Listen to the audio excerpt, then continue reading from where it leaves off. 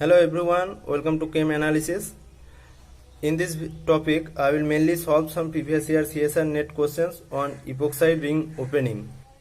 In my previous video, I have discussed about epoxidation, epoxide ring opening and stereoselectivity of epoxide ring opening.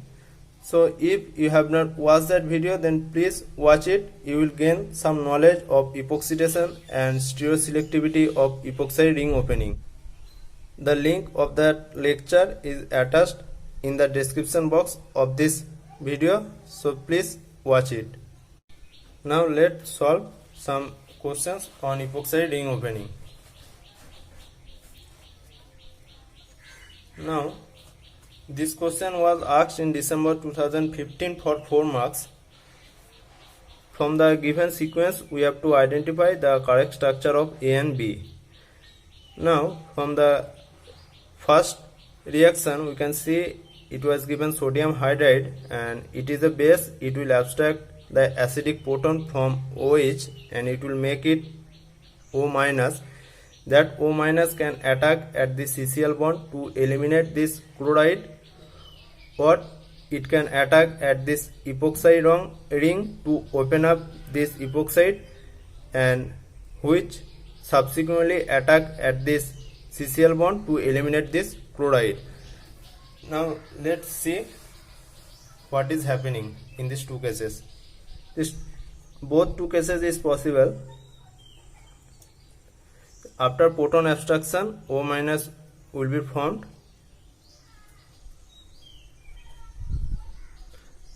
In the given question, it is the 1, 2 at 2 position epoxide. 1, 2 at 2 position is epoxide and it is above the plane. It can attack this CCl bond to eliminate this chloride to form this product.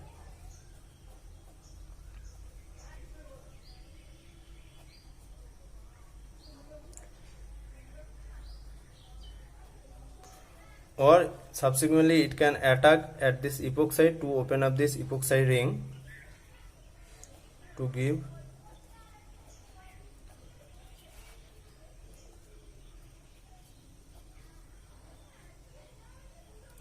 since it is attacking at this carbon oxygen bond and epoxide is above the plane, the stereoselectivity of this carbon oxygen bond will be same, that is above the plane.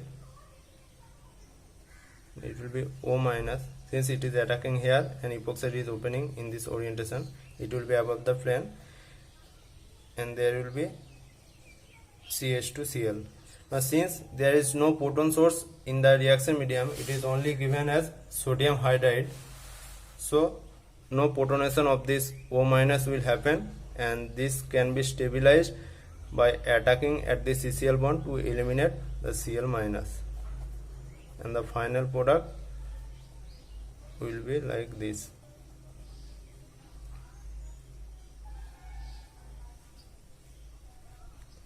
So in both the two cases, in both the two mechanisms, the product form is similar. So the option A will be this 2. Now from this two option, the second product will be formed. So 2 and 4 is not possible since here epoxide is below the plane, but here epoxide stereoselectivity will be same as that given in the starting compound.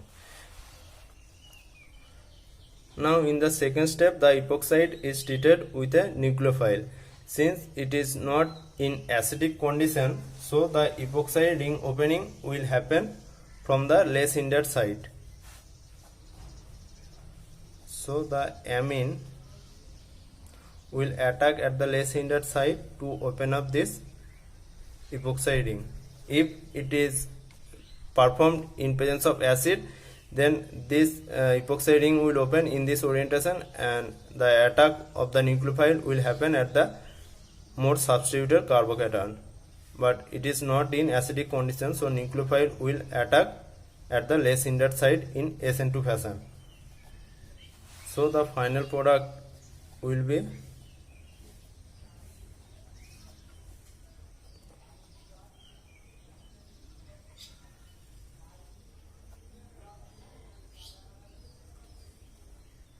this will be NH2 plus,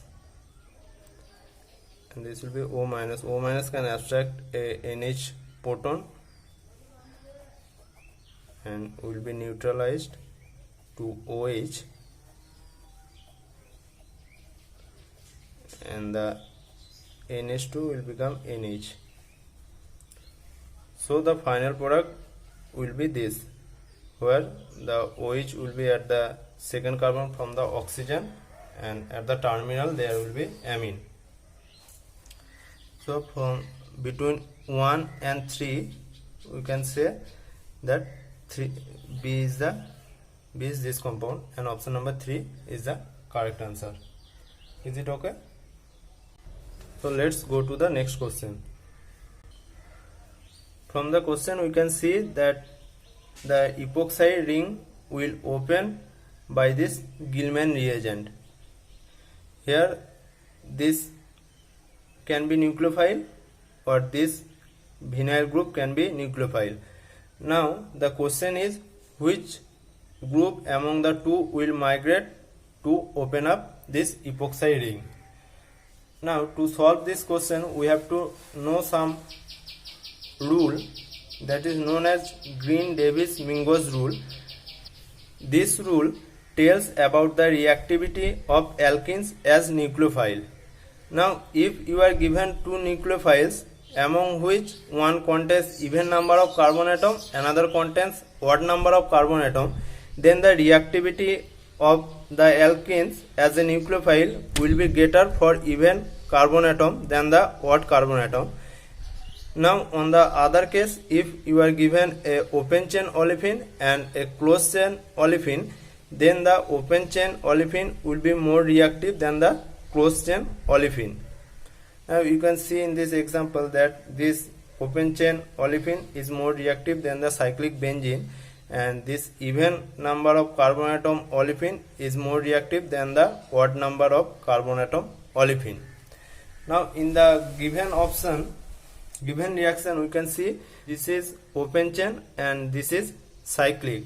As we have seen here that open chain is more reactive than the closed chain, so here migration or reactivity of this vinyl nucleophile will be greater than this thiophene nucleophile. So this vinyl nucleophile will attack at this epoxide ring, and since this reaction is not happening in presence of acid and this nucleophile is attacking as an anion, it will attack at the less hindered side in SN2 fashion. So we can draw the structure of the final compound.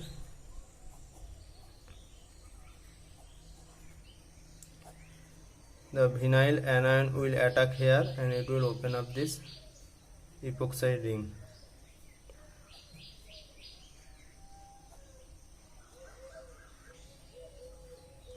O minus, and in the second step here it is ammonium chloride H2O, it will protonate this O minus to give the final product.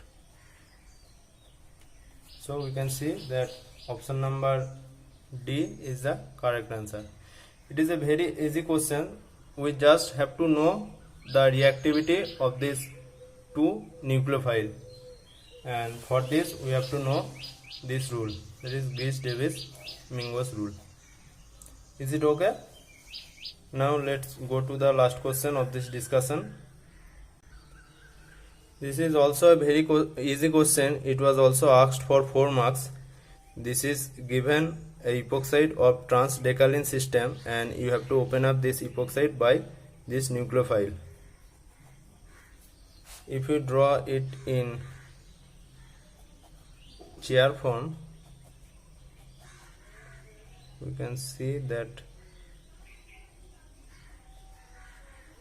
since epoxide is above the plane, and here the nucleophile is PHS minus, so it will attack at the less hindered position in transdiaxial orientation.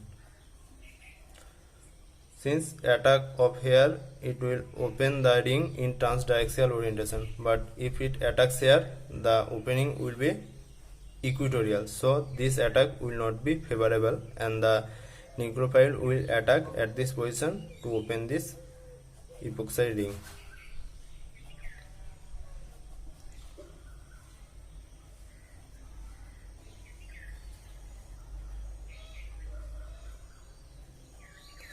And in the final step, it will be protonated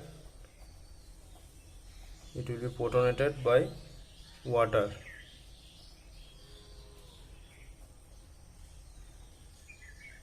SPH. If we draw it in planar form, the methyl will be above the plane, hydrogen will be below the plane, and SPH is below the plane, and OH is above the plane. Sorry.